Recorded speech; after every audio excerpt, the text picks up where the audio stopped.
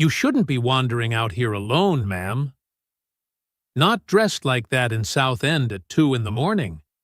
Ryan Hale stopped in the middle of the soaked sidewalk, Boston's streetlights scattering across the wet asphalt like shards of glass. The woman before him did not respond. She stood hunched near the curb, rain hammering down on her $1,000 cashmere coat, her high heels partly sinking into the puddles edging the cracked pavement. Without warning, her legs suddenly gave out.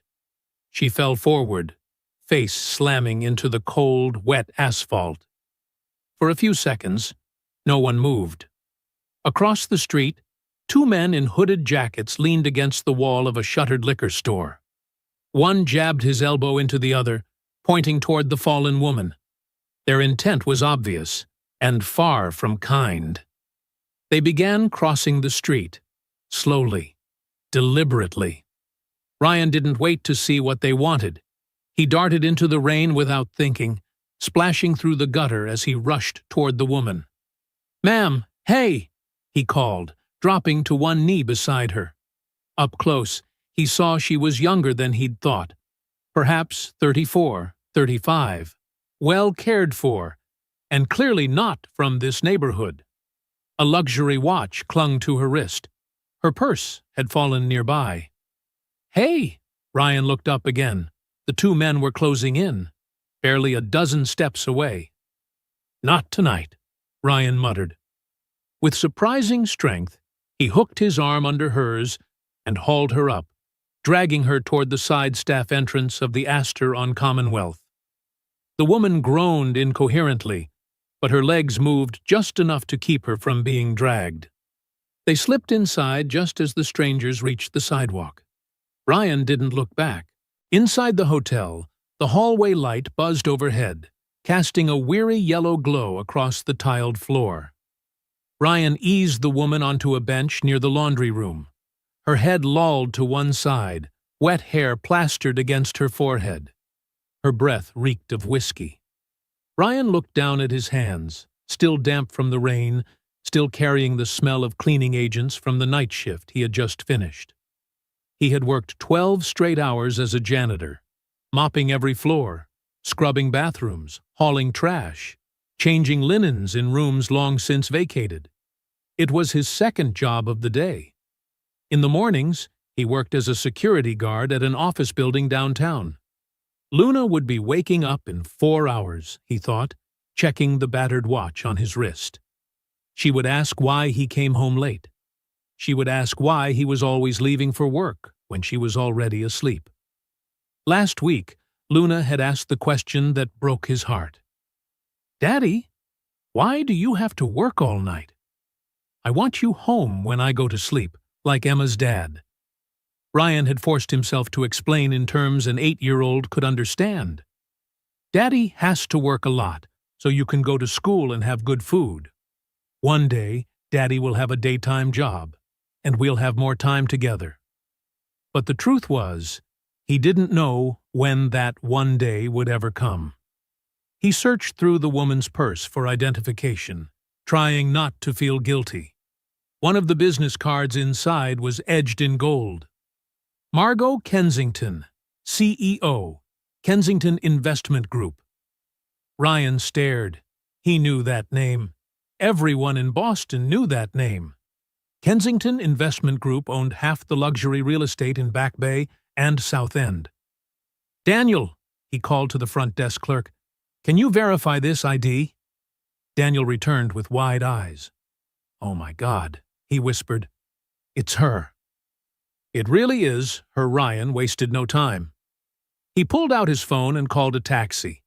He wasn't about to let her spend the night here, and he sure wasn't about to let some random Uber driver run her card while she was unconscious. 15 minutes later, the taxi pulled up. Ryan pulled a $50 bill from his wallet, Luna's lunch money for the next 2 weeks, folded it tightly, and pressed it into the driver's hand before the man could protest. "Don't charge her. Just get her home." "She's unconscious." The driver raised an eyebrow but nodded. Ryan turned back to help Margot into the back seat. Her body sagged against him with the heavy weight of someone who had surrendered control. As he buckled her seatbelt, she mumbled something. "Good people," she slurred. "Rare. So rare these days." Ryan thought of his father. Jim Hale had died in an alley in Dorchester when Ryan was 16. Drunk, alone. No one stopped. No one cared. They had found him the next morning, frozen stiff in Boston's January cold. No one deserves to die alone like that, Ryan thought, as he closed the car door gently. The taxi sped off into the mist, its taillights glowing red in the fog. Inside, Ryan stood still for a moment, letting the silence settle. His shoes were soaked. His hoodie clung to his shoulders, and the clock above the reception desk now read 2:52 a.m. Just another night at the Astor on Commonwealth. And yet, somehow, it didn't feel like just another night. He walked back to the staff locker room, peeled off his wet hoodie, and wrung out the sleeves. He didn't know what had driven him to act tonight. Maybe instinct. Or maybe just a deep refusal to let one more person collapse while the world turned its back. Outside, the storm was breaking, and over the rooftops of South End, the first light of morning tore quietly, firmly, and irreversibly through the sky. Time to go home, Ryan thought, locking his locker. Luna would want to hear about Daddy's day. And this time, he would have something different to tell. He had no idea that in 6 days, his life would be completely transformed. No idea that the woman he had just saved would return with an offer he could not refuse, and could hardly believe. All he knew was that, as he stepped outside into the early morning air, walking toward his beat-up car under the streetlight, he felt different, as though something in the universe had shifted, small but significant. And at home, Luna slept safely, dreaming the kinds of dreams only children could, where their father was the hero, and tomorrow was always better than today. The following Thursday, just before the lunch rush, Ryan was mopping the main lobby when the bell above the entrance rang with a sharp chime. He didn't look up. Probably Mr. Travers, the regular who always demanded extra lemon in his iced tea, but never tipped a cent. "Excuse me," a warm, elegant voice said. Ryan glanced up, ready with his polite smile, and froze. Standing there, in a perfectly tailored suit, hair immaculately styled, eyes sharp with purpose, was the very woman he had hauled off the sidewalk a week ago. Only now, there was no trace of the half-conscious, rain-soaked figure he had bundled into a taxi. She looked calm, commanding, fully composed. Ryan tightened his grip on the mop. "I believe I owe you a proper thank you," she said. The entire lobby went silent. Even Daniel at the front desk peered over the edge of his computer screen. Rosa, the morning housekeeper, suddenly decided the counter next to them needed wiping. Ryan didn't blink. "Seems like you're walking fine." "I'd say the taxi did its job." Margot stepped closer, her tone calm but firm. "It wasn't the taxi that saved me that night." "I only did what anyone would do," he replied, turning back to his mopping. "But the fact is, no one else did," Margot countered, her gaze sweeping the room before returning to him. "I looked into you, Mr. Hale." Ryan's stomach tightened. "I'm sure you did.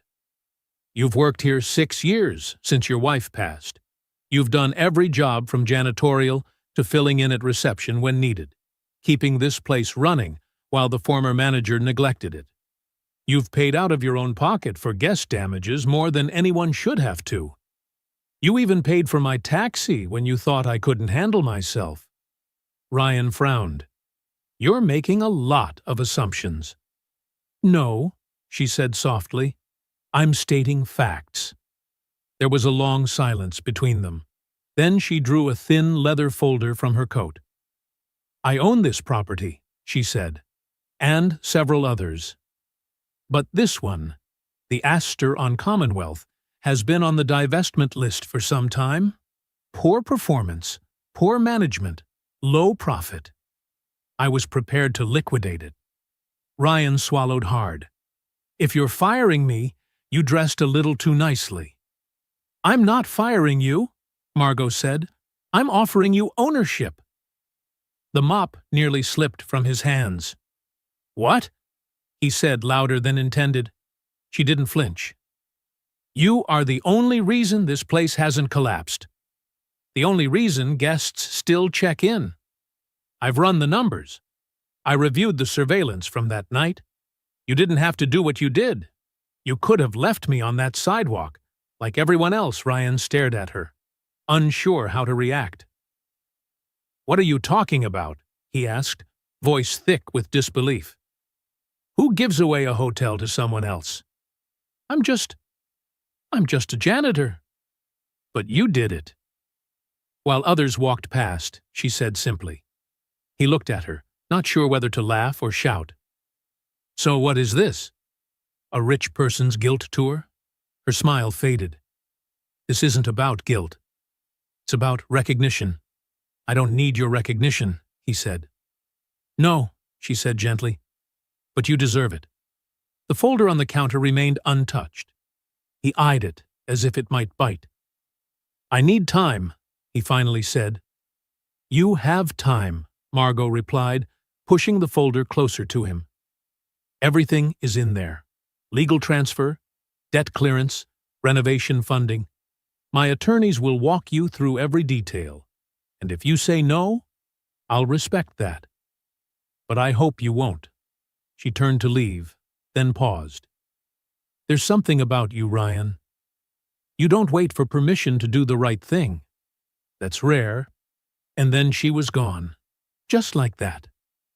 Ryan stood frozen, surrounded by silence, and people pretending not to stare. Rosa muttered, You gonna open that thing or not? Ryan kept his eyes on the folder. I don't even know what's in it. You just got handed a miracle, mijo, Rosa said. Aren't you gonna see what's inside? That night, after mopping the main lobby clean and locking the front doors, Ryan sat alone in the empty lobby. The folder rested unopened on his lap. He glanced at his phone. 6 missed calls from Luna. She must be worried, he thought. Normally, he'd have been home long ago. He pressed call back. Luna answered on the very first ring. Daddy. Her voice was joyful, but tinged with worry. Why are you so late? I called so many times. I'm sorry, sweetheart. I had something important to take care of.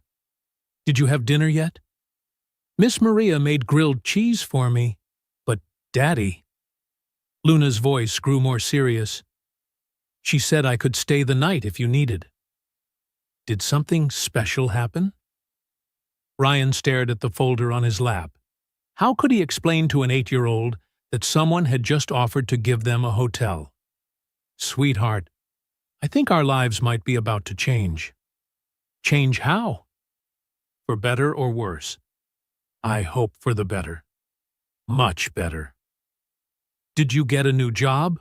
Luna asked, barely able to hide her excitement. Does that mean you won't have to work nights anymore? Ryan's chest ached. She always understood more than he gave her credit for. Maybe so, Princess. But Daddy needs to think carefully first. Daddy, I know you'll make the right choice.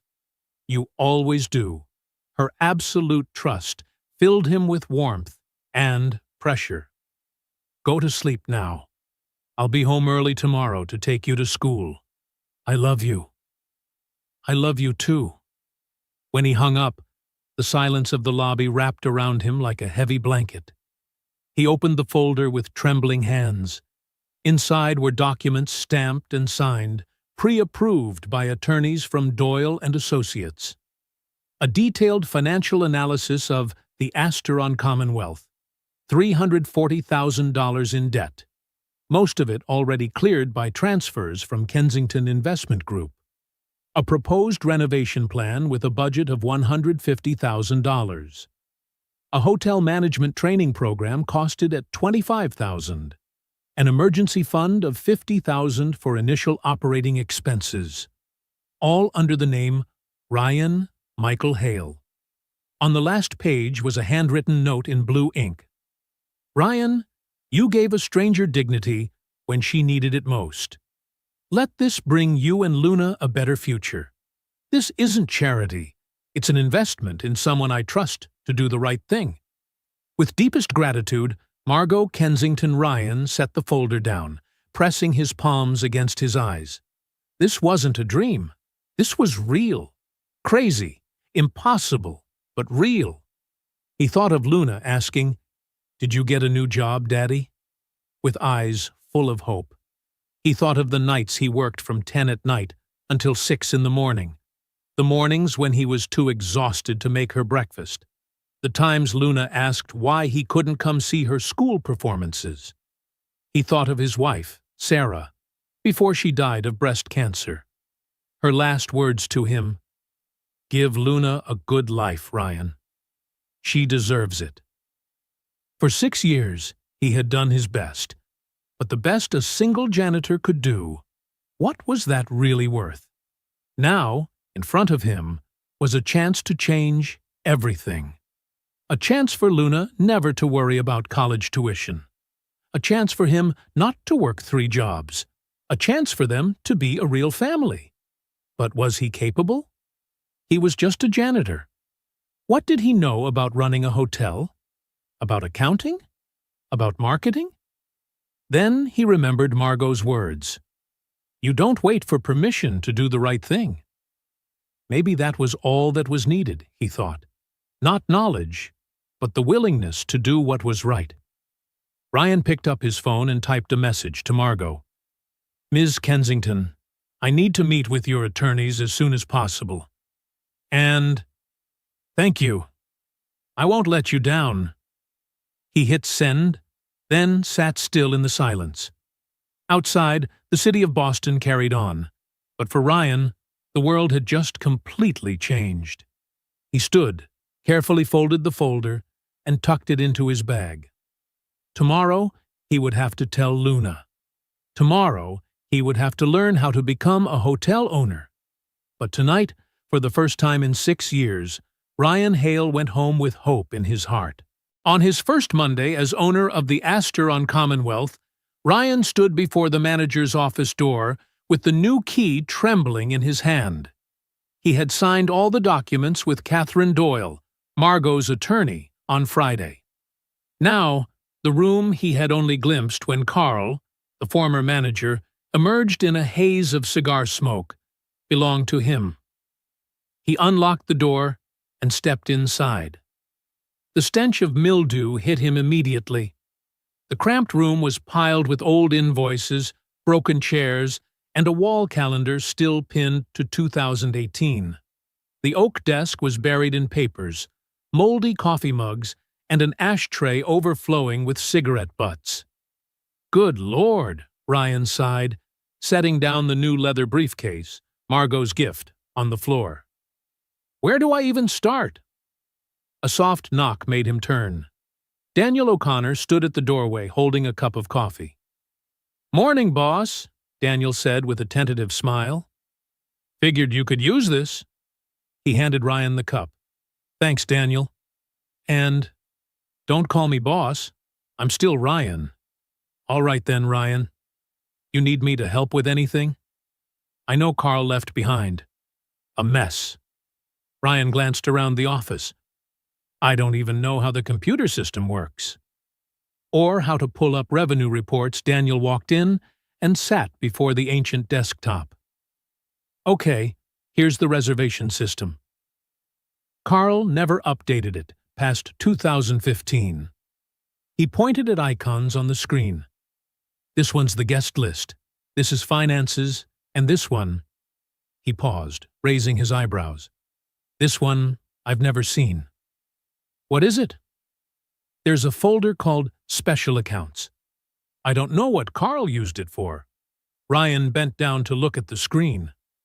Open it. Daniel double-clicked, but a password prompt popped up. Locked. Later then. First, show me how we're actually doing. For the next hour, Daniel walked Ryan through the basics. Occupancy was only 45%, alarmingly low for a South End hotel. Last month's revenue was $28,000, but operating expenses reached $35,000. We're bleeding money, Ryan said, palms sweating. Have been for 8 months, Daniel confirmed. Carl blamed the tough market, but the Marriott down the street is packed every night. Another knock. Rosa Martinez peeked in, holding a rag and a bottle of glass cleaner. "Mijo," she said to Ryan, "are you planning to clean this office? Smells like something died in here." Ryan laughed for the first time that day. "Rosa, can you help me? I don't even know where to start." "Here." Rosa set down the bottle and rolled up her sleeves.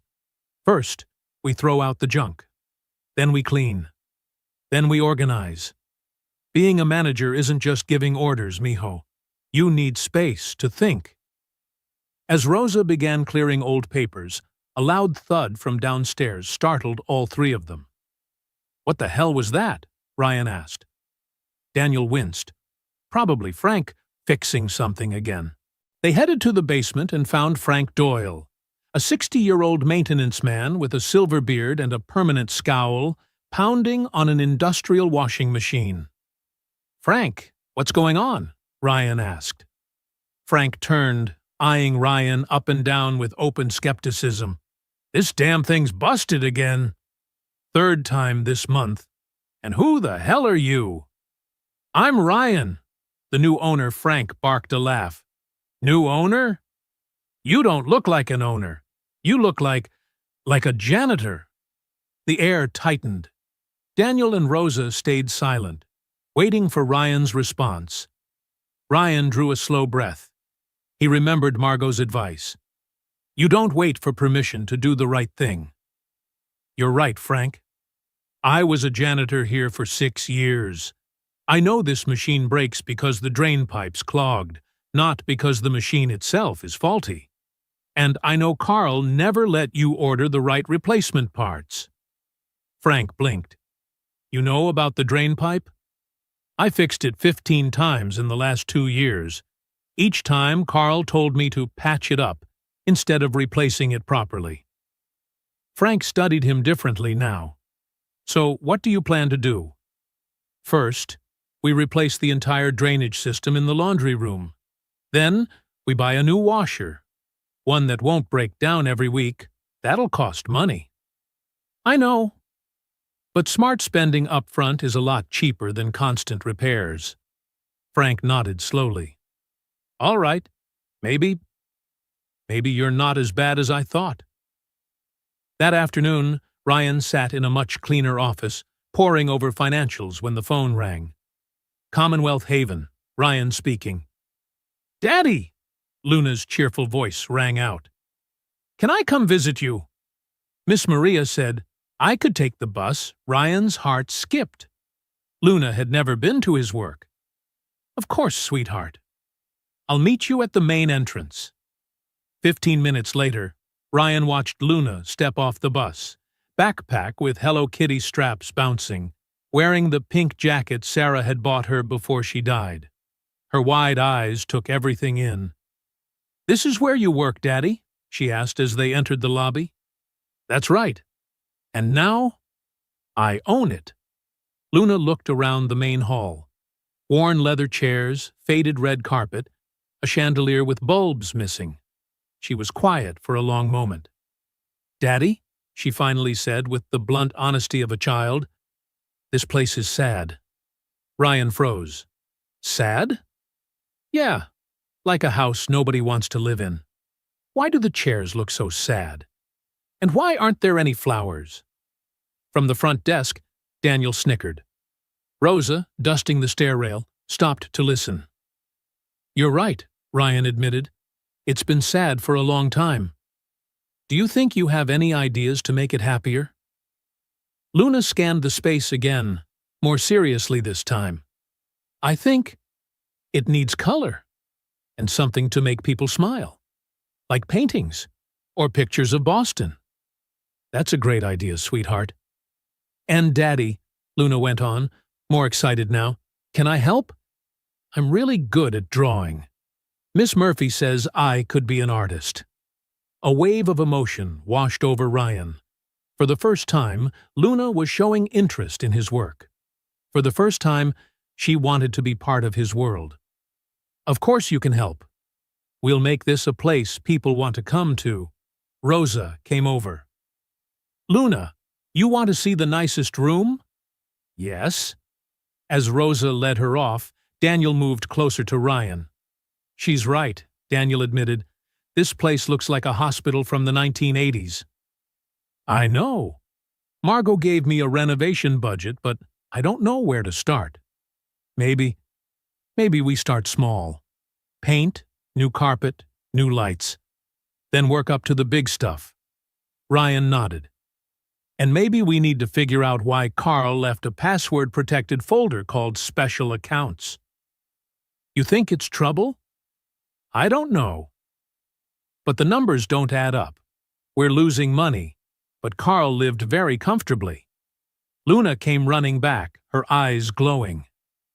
Daddy! Miss Rosa showed me a room on the 3rd floor. Can I paint Boston landscapes to hang there? Of course, Princess. And Daddy, Luna whispered, as if sharing a secret. I think you'll be really good at this. You always do things with love. When Ryan took Luna home that evening, he felt something had shifted. Not just in the hotel, but inside himself. For the first time, he wasn't just a man working to survive. He was a man building something. And more importantly, he was building it with his daughter. But deep down, he still wondered about the Special Accounts folder. Tomorrow, he would have to find out what Carl had been hiding. Tuesday morning, Ryan arrived at the office early with a single goal: unlock the Special Accounts folder. He had stayed up until 2 a.m., running through possible passwords in his head. Carl's name? Birth date? The hotel's name? Daniel had been there since 6, prepping for his shift. Morning, Ryan. Still thinking about that folder from yesterday? I couldn't sleep. Something's not right, Daniel. Carl ran this hotel at a loss, yet drove a brand new BMW every year. You want to try a few passwords? Ryan sat down at the computer. What's Carl's full name?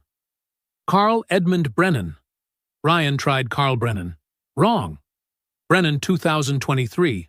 Wrong. Carl. Wrong. Try his wife's name, Daniel suggested. Dolores. Dolores. Wrong. Dolores Kb. Wrong. Ryan leaned back in frustration. Then he remembered. Carl was always talking about retiring in Florida. Clearwater. Wrong. Florida. Wrong. Retirement. Wrong. Wait, Ryan thought about Carl's favorite boast. He was always bragging about his gold account. Ryan typed gold account, and the screen opened. Oh my God, Daniel whispered. Before them was a spreadsheet with dozens of transactions. Commonwealth Services Group, Bay State Financial Solutions, Harbor Line Logistics. Names Ryan had never seen in the official books. What the hell is this? Ryan scrolled down, eyes widening at the numbers. $3,200 for emergency plumbing in February. $4,800 for deep cleaning services in March. $2,900 for security consultation in April. Ryan, Daniel said slowly, I've been here 3 years. I've never seen any of these companies. Ryan's pulse quickened. He opened a new tab and searched Commonwealth Services Group Boston. Nothing. Bay State Financial Solutions. No official website, just a few dead yellow pages listings. They don't exist, Ryan said, voice shaking. These companies, they're fake. Daniel stared at the screen, but the money was transferred. Look, $47,000 in the past 6 months. Ryan felt like he'd been punched in the gut. 47,000. Enough to pay 3 employees for a year.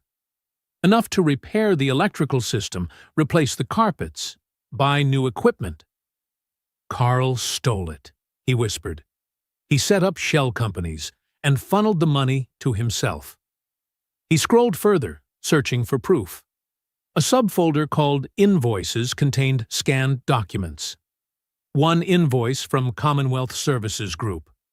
Emergency pipe repairs for $3,200. But Ryan knew the pipes had never been repaired.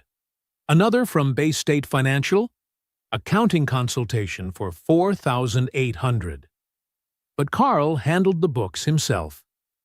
Daniel, can you print all of this? Of course.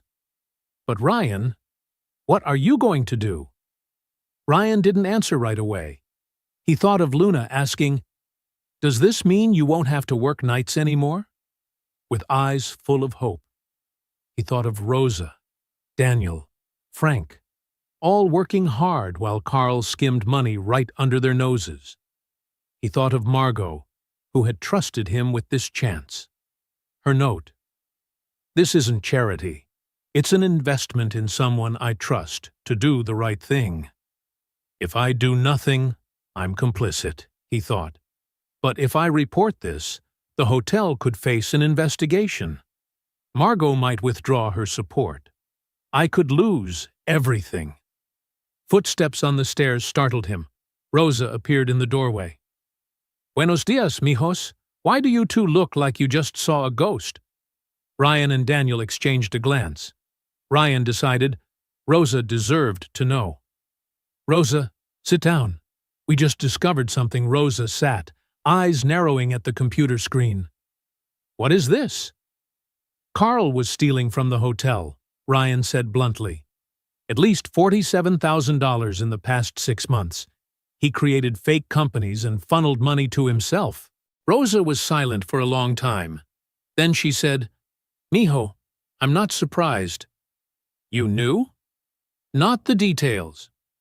But these last months, Carl always had cash. He tipped me $100 at Christmas, the first time in 8 years. Said business is booming. But I saw the hotel emptier every week." Daniel nodded. "I noticed too. Carl kept saying we had to cut back, but he bought a new Rolex last month." Ryan felt a wave of anger rise. While staff worked with broken equipment, while guests complained about outdated rooms, Carl was stealing money to buy luxury watches. "What do we do?" Rosa asked. Ryan looked out the window at the commuters rushing along Commonwealth Avenue. Ordinary, honest lives. The kind of life he wanted for Luna. "I'm going to report it," he said finally. "But first, we gather all the evidence." "Ryan," Daniel said nervously, "this could hurt the hotel. Police investigations, news coverage." "I know." Ryan turned to them. "But we have a choice. Pretend we don't know and become complicit, or do the right thing and face the consequences." Rosa stood, placing a hand on his shoulder. "Mijo, I've worked in hospitality 20 years. I've seen too many people stay silent out of fear. But silence only makes the bad ones bolder." "And think about Luna," she added. "What kind of world will she grow up in? One where people look away from wrongdoing? Or one where they have the courage to stand up?" Daniel nodded slowly. "Rosa's right. And Ryan, if you don't report this, Carl could pull the same scam somewhere else." Ryan thought of last night when Luna had asked, "Daddy, can I help paint pictures to decorate the hotel?" Her eyes lit up at the idea of helping build something beautiful with him. How can I build something beautiful on a foundation of lies? "All right," Ryan said, voice firm now. "Here's what we'll do. Daniel, print every single document. Rosa, can you write down everything you remember about Carl's suspicious behavior? I'll call Catherine Doyle, Margot's attorney, for legal advice." "And if this ruins everything?" Daniel asked. "If the hotel has to shut down?" Ryan looked around the office, now cleaner, organized, filled with hope. He thought of the plans he and Luna had made, brightening the lobby, creating a reading nook, planting a small garden out front. "If we have to start over, then we'll start over," he said. "But this time, we'll start with the truth." He picked up his phone and began dialing Catherine Doyle. His hands shook, but his resolve did not. "Luna, I'm doing this for you," he thought, "so you can grow up in a world where good people aren't afraid to do the right thing." 2 days after Ryan called Catherine Doyle, life seemed to return to normal. The attorney had promised to handle it discreetly and advised Ryan to keep running the hotel as usual. Daniel had backed up all critical data. Rosa had written a detailed report of Carl's suspicious behavior. Everything appeared under control. Ryan was in his office, looking over Luna's lobby renovation drawings, bright, colorful sketches with tulips and Boston buildings, when Daniel called from the front desk. "Ryan, someone's here to see you. Says it's about the Carl matter." "An attorney?" "No, doesn't look like a lawyer." Ryan frowned. "Did he leave a name?" "Victor Ashford. Says you'll want to hear what he has to say." The name Victor Ashford sounded familiar, but Ryan couldn't place it. "Send him up." 5 minutes later, a man stepped into the office. Tall, wearing an expensive black suit, silver hair slicked neatly back. About 50, with cold gray eyes and a smile that wasn't sincere. He moved with the confidence of someone used to being obeyed. "Mr. Hale," he said, his voice warm but edged with something dangerous. "I'm Victor Ashford." Ryan stood. "Mr. Ashford, you want to talk about the Carl situation?" "You could say that." Victor glanced around the office, letting his gaze linger on Luna's drawings. "Your daughter's quite gifted." "Luna, isn't it? 8 years old. Adams Elementary." Ryan's blood went cold. "How do you know about my daughter?" Victor sat in the chair opposite without being asked, the cold smile still in place. "Mr. Hale, in business, information is power. I know many things. For example, I know you're at 412 Washington Street, apartment 2B. I know you take Luna to school on the number 39 bus every morning. I know she likes chocolate chip cookies from Parker's Bakery." Ryan felt as if ice water were running down his spine. "Are you threatening my daughter?" "Threatening?" Victor feigned surprise. "I'm merely demonstrating that I pay attention to what matters to you." "What do you want?"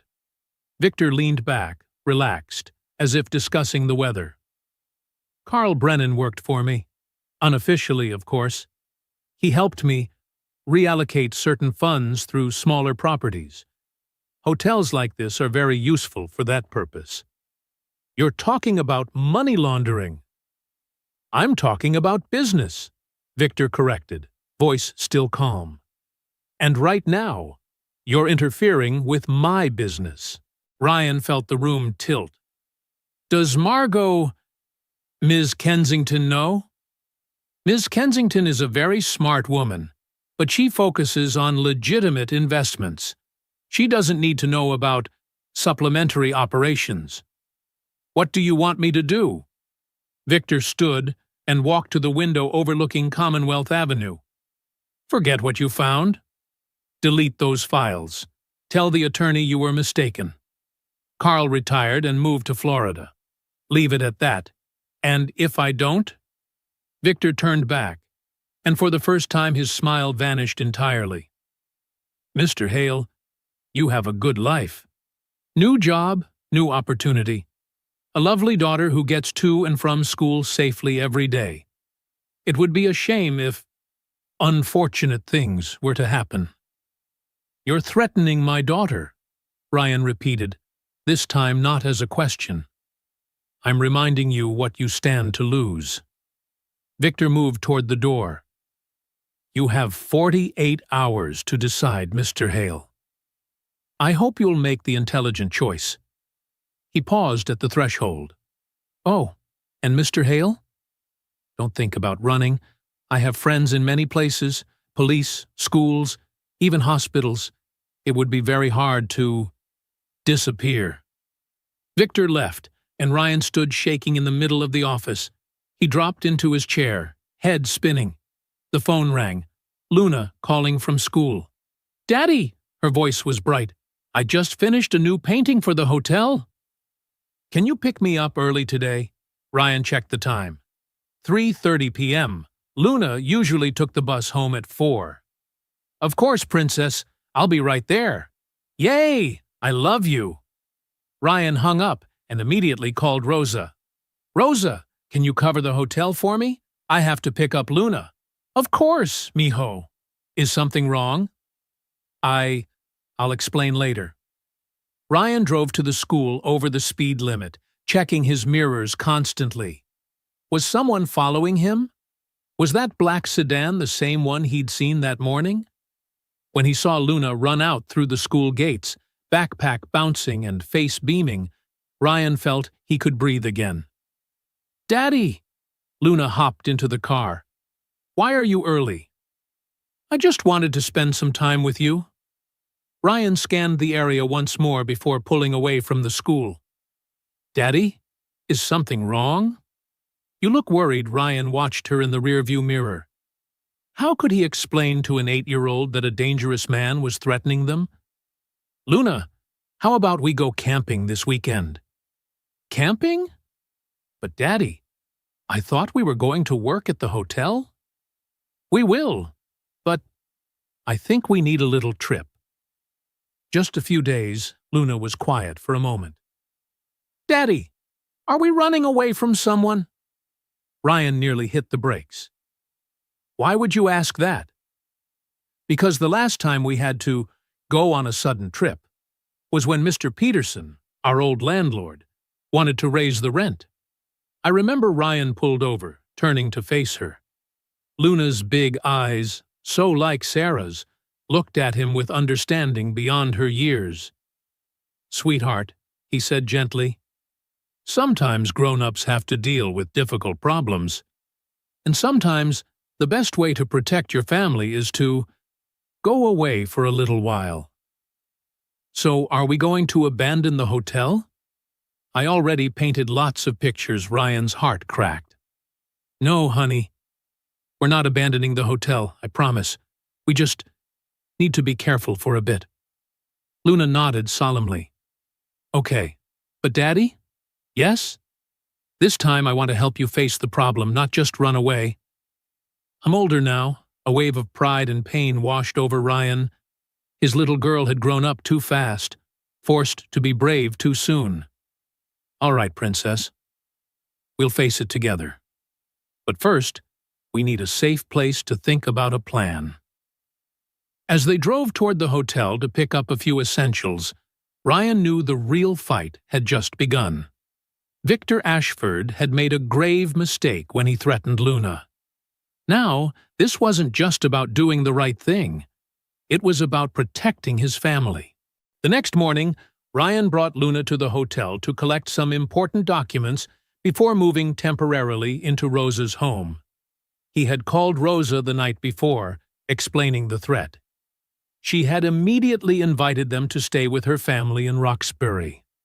"Mijo," Rosa had said over the phone, "no one threatens our family. Bring Luna here." As soon as they parked in front of the Astor on Commonwealth, Ryan knew something was wrong. A sharp, acrid smell drifted out of the building, and he saw Daniel standing at the door, his face stricken. "Ryan!" Daniel ran over. "Thank God you're here." "Someone broke in last night. Did they steal anything?" "No. They vandalized. The electrical system's been cut. Every AC unit smashed, and—" Daniel glanced at Luna. "Maybe she shouldn't go inside." Ryan knelt down to Luna's eye level. "Sweetheart, can you sit in the front lobby chairs and do some drawing? Daddy needs to check something." Luna nodded, though her eyes were filled with worry. "Is this because of the bad men you told me about yesterday?" "Maybe so, honey. But don't worry. Daddy will handle it." When Ryan stepped inside, he was stunned by the destruction. Severed wires littered the floor. All the lobby's AC units had been smashed. The front desk computer screen was shattered. "Lucky no guests stayed last night," Daniel said. "But Ryan, this—" He pointed toward the manager's office. Ryan's office had been completely ransacked.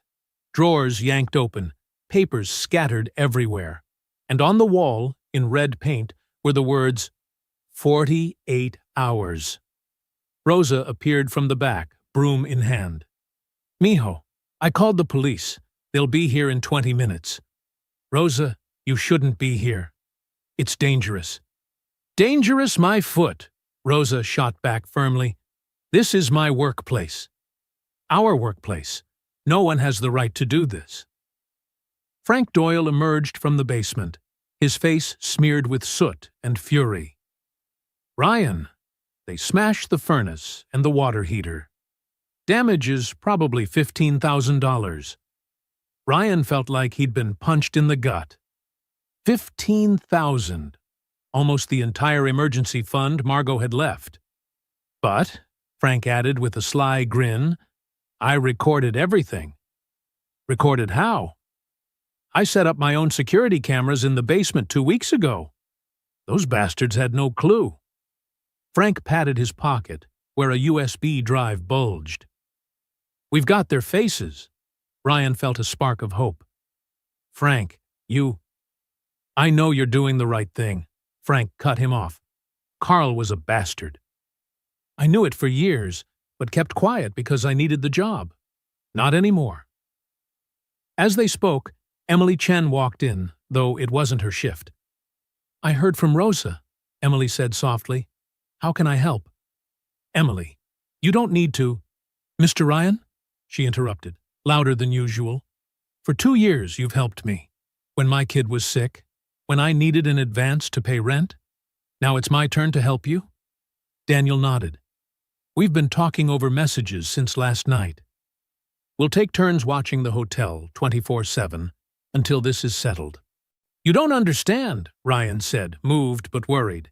"These people are dangerous." "They threatened Luna." "That's exactly why," Rosa said firmly. "We can't let them win. Ryan, Mijo, we're family now. Family protects each other." Outside, police sirens wailed closer. As Ryan stepped out to meet them, he saw Luna sitting in the lobby chairs, sketching with colored pencils. "What are you drawing, princess?" Luna looked up, eyes bright. "I'm drawing your hotel, Daddy." Ryan looked down at the picture. She had drawn the Astor on Commonwealth, but not as it was. In her drawing, the hotel was bursting with color. Flowers in the windows, bright flags draped from balconies, people smiling as they went in and out. At the top, she had written, "Daddy's Hotel, where everyone is happy." "Daddy," Luna said solemnly, "I know bad people broke the hotel. But I made this to remind you. Bad people can't destroy dreams. They can only break things." Ryan felt his eyes sting. "You're right, Luna. Absolutely right." The police arrived and took statements. Detective Martin Rodriguez, a sharp-eyed Latino man in his 40s, reviewed Frank's security footage. "This is good evidence," he said. "We can ID at least 2 of them. But Mr. Hale, do you have any idea why someone would do this?" Ryan glanced at Rosa, Frank, Daniel, and Emily. They all nodded encouragement. "Detective Rodriguez, I need to report a money laundering network. Our former manager, Carl Brennan, worked with a man named Victor Ashford. They used this hotel to launder money, and when I found out—" "They threatened you," the detective finished. "I see. Do you have proof of the laundering?" "Yes, all of it's backed up and sent to my attorney." "Good. We'll need all that information.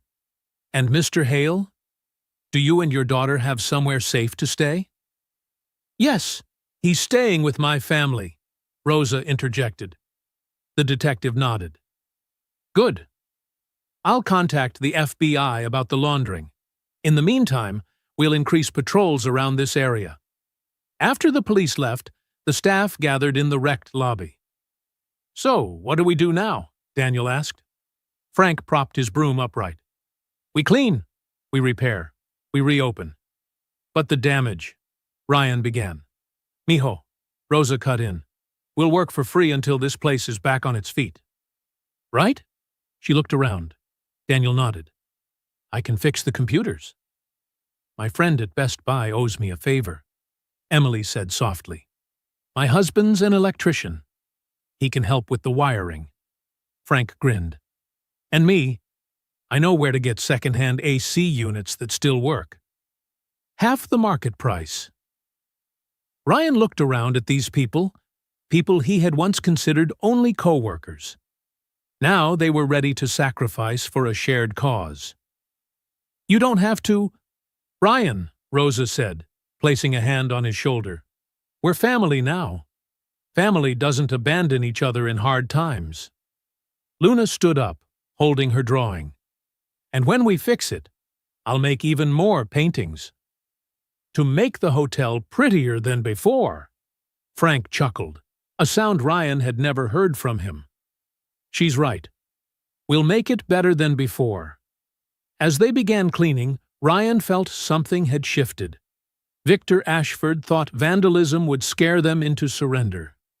Instead, it had bound them together. We won't just survive, Ryan thought, watching his team work side by side. We'll win. 3 days after the vandalism, Ryan sat in a small cafe in Cambridge, far enough from the Astor on Commonwealth to avoid being watched. Detective Rodriguez had introduced him to Claire Donovan, a veteran investigative reporter at the Boston Globe who specialized in corruption and financial crime.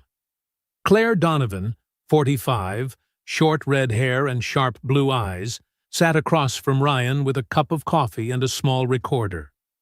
Mr. Hale, she said, her voice low and professional.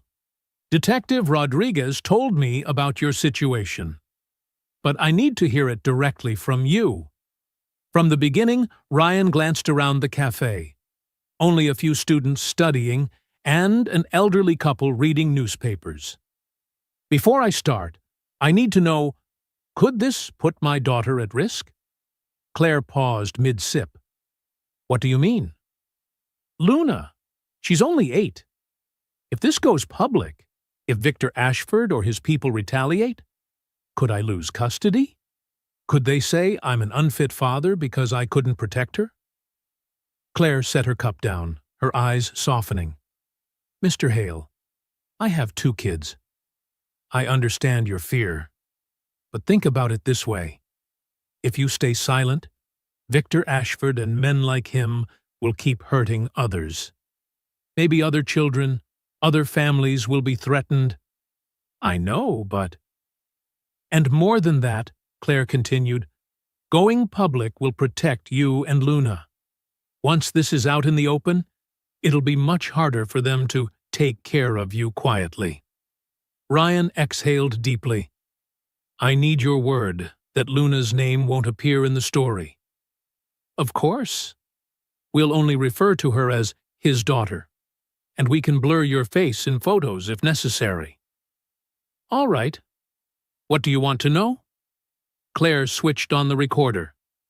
Tell me about the night you saved Margot Kensington. For the next 45 minutes, Ryan recounted everything. From the rainy night he rescued Margot, to inheriting the hotel, to uncovering Carl's laundering scheme, his confrontation with Victor Ashford, and the vandalism. Claire took notes non-stop, occasionally asking clarifying questions. Do you have evidence of the fraudulent transfers? Yes, all backed up and sent to Margot's attorney. Catherine Doyle can provide them. And about Victor's threats? I didn't record them, but he knew far too much about Luna. Our home address, her school, even the kind of cookies she likes. That can't be coincidence. Claire nodded. And your staff can testify? Rosa, Daniel, Frank, Emily, they're all willing. Especially Frank. He has video of the vandalism. Excellent. I'll also need to speak with Margot Kensington. Does she know about the illegal operations? I don't think so. Victor said she only focused on the legitimate investments. Claire stopped writing and looked at Ryan seriously. Mr. Hale, I need you to understand. Once this runs, your life will change completely. Reporters will call. Some people won't be friendly. You and Luna may need protection for a while. Ryan's stomach nodded. How long? Hard to say. Depends on how quickly the FBI moves and whether they can catch Victor Ashford. Ryan's phone rang.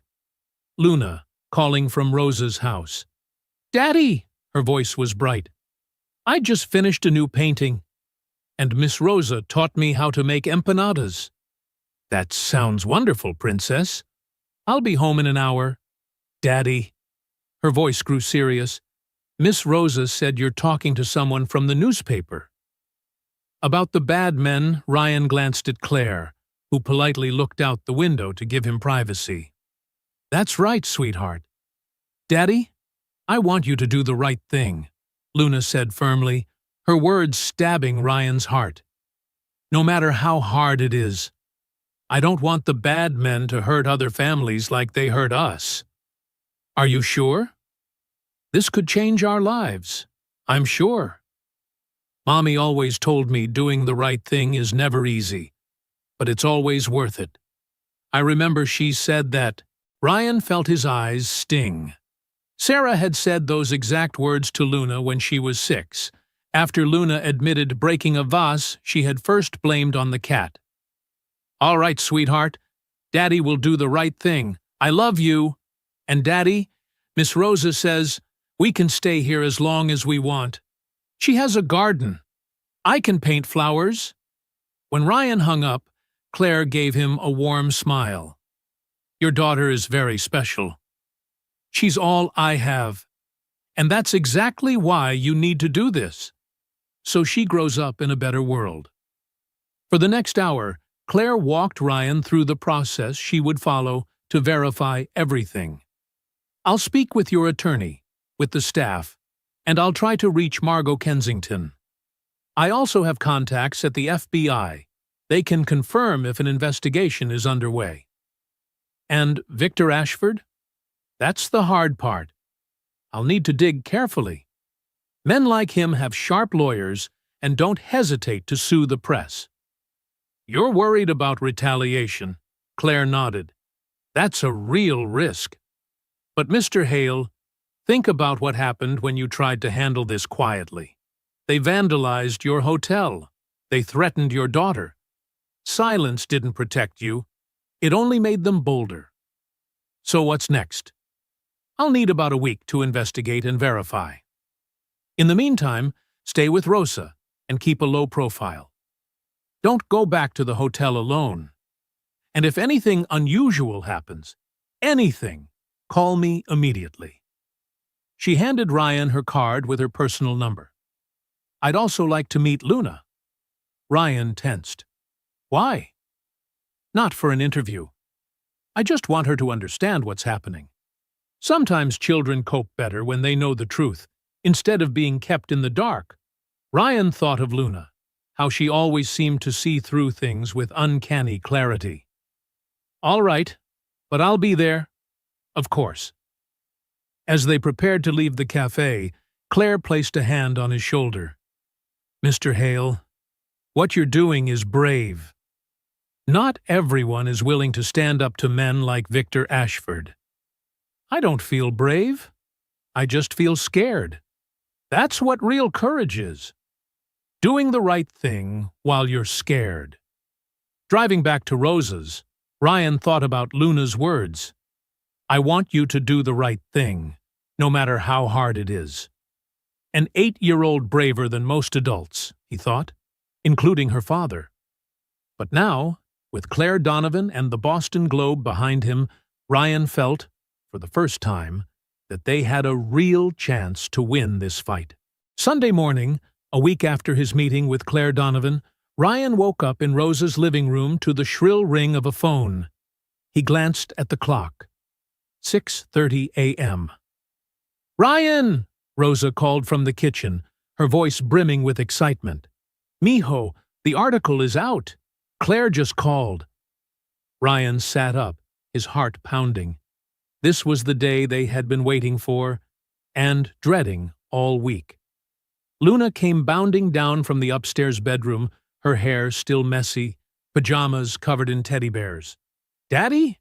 What's going on? Why is everyone shouting?"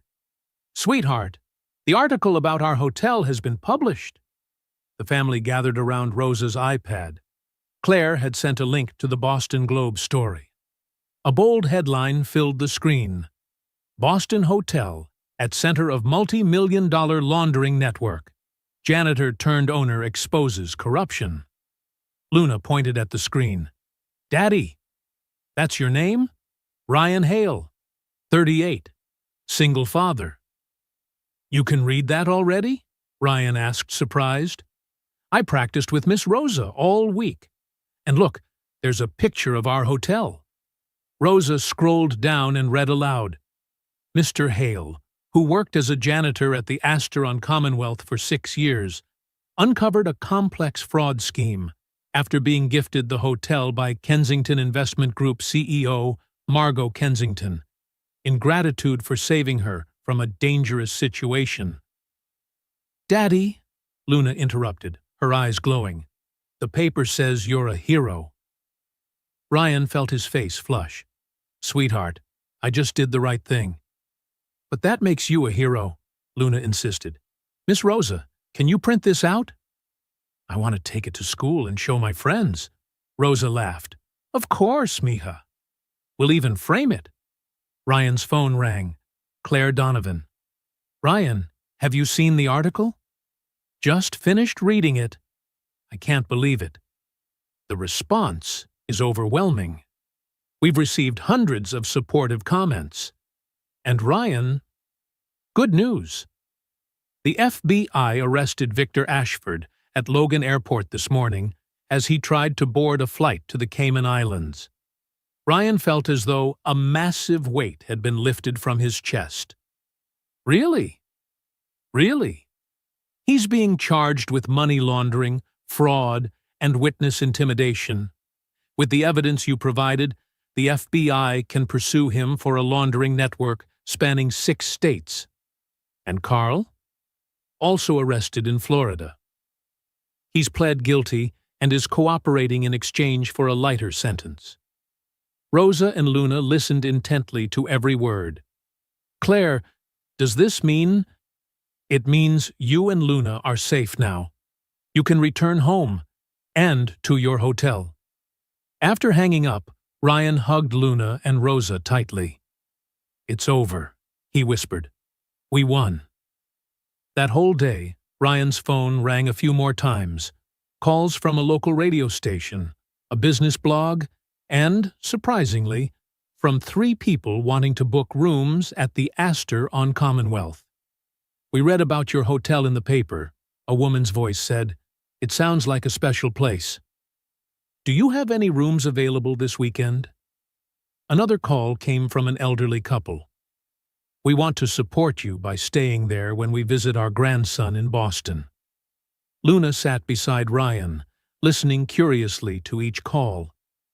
"Daddy," she said, after the 3rd call, "people want to come to our hotel." "That's right, sweetheart. Not many yet, but it's a good start." That afternoon, as they prepared to head back to the Astor on Commonwealth, Daniel called, "Ryan, can you come by? There are some people here who want to meet you." "Is there a problem?" "No, just some folks read the article and want to congratulate you." When Ryan and Luna arrived at the hotel, they found about a dozen people standing outside. An elderly woman with silver hair, a young couple, and a man holding a small bouquet. "Daddy," Luna whispered, "are they here for us?" The elderly woman stepped forward. "Are you Ryan Hale?" "I read the article. I just wanted to say thank you for having the courage to do the right thing." The man with the flowers added, "I've lived in this neighborhood 20 years. We need more people like you." Luna looked up at Ryan. "Daddy, can I say thank you to them?" Ryan nodded. Luna stepped forward, her voice small but steady. "Thank you all for coming. Our hotel will open again very soon." The visitors smiled and clapped softly. Ryan's chest swelled with warmth. As the crowd dispersed, Emily hurried out of the hotel. "Ryan, we've had 8 bookings today, and 3 emails asking about hosting small events." Daniel appeared with some papers. "Not a lot, but already better than last week." Ryan looked around. The hotel that had been trashed just a week ago now had bouquets of flowers from neighbors and its first new reservations. "This is the beginning," he said, pulling Luna close. "We made it through the hardest part." Luna looked up at her father with a radiant smile.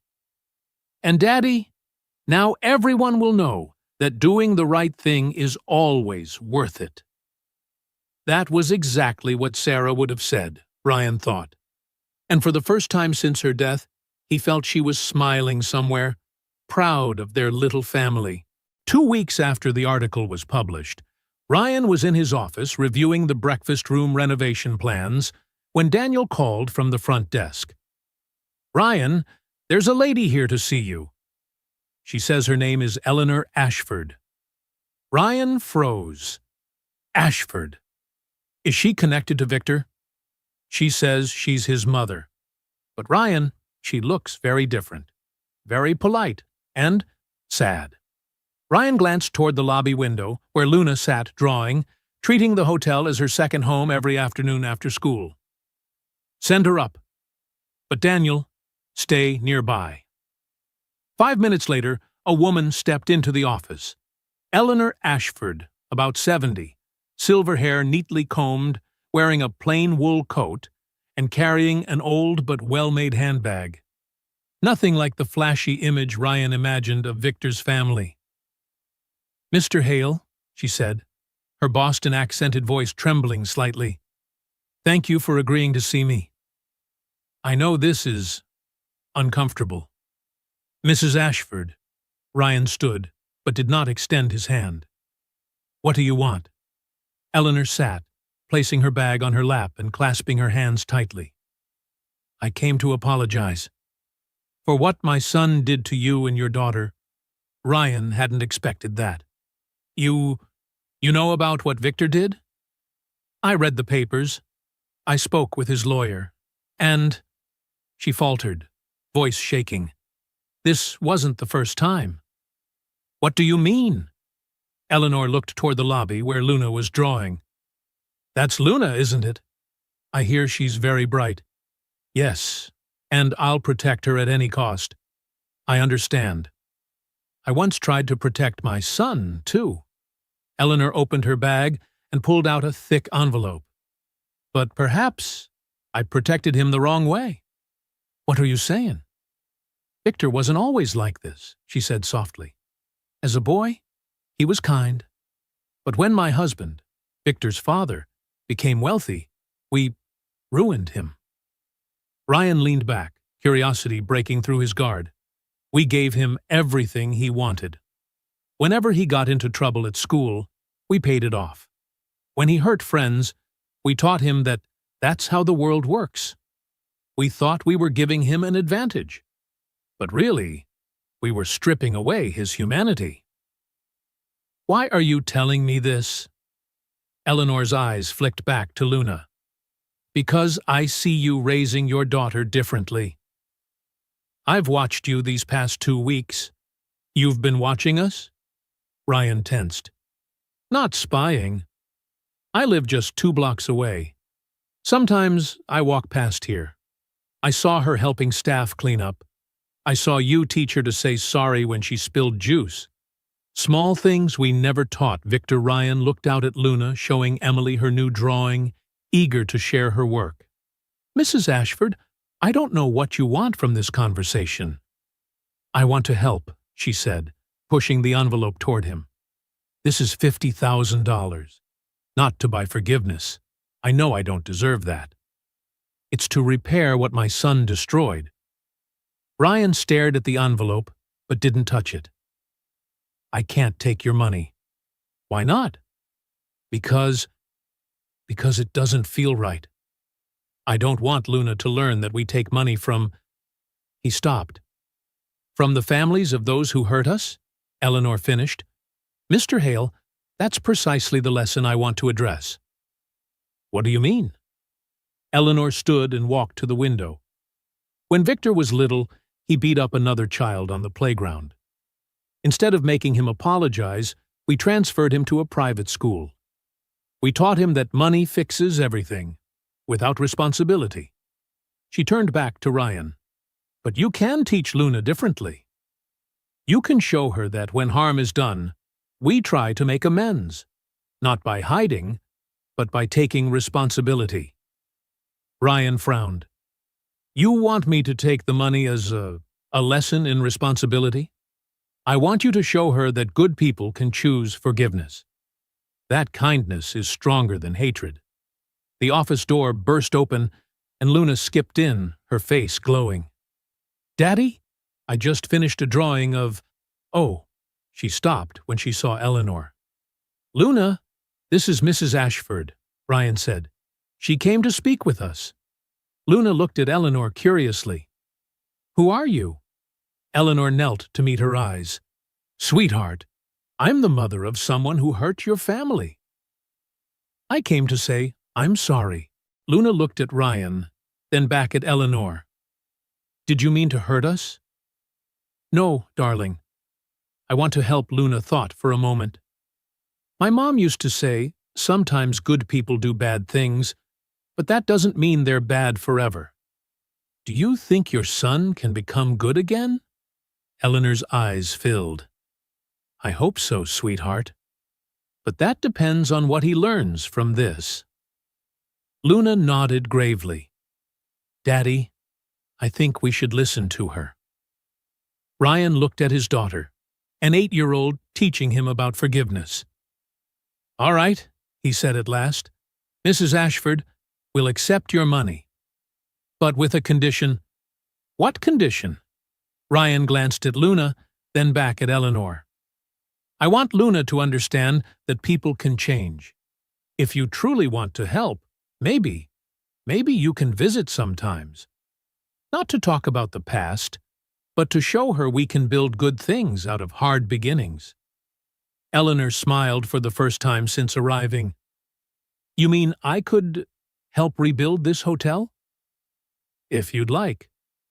Luna always needs someone to guide her drawings, and we're planning a small garden out front. Luna took Eleanor's hand. And you can teach me about flowers. I want to paint them, but I don't know their names. Eleanor's eyes brimmed again. I'd love to, sweetheart. I used to have a beautiful garden.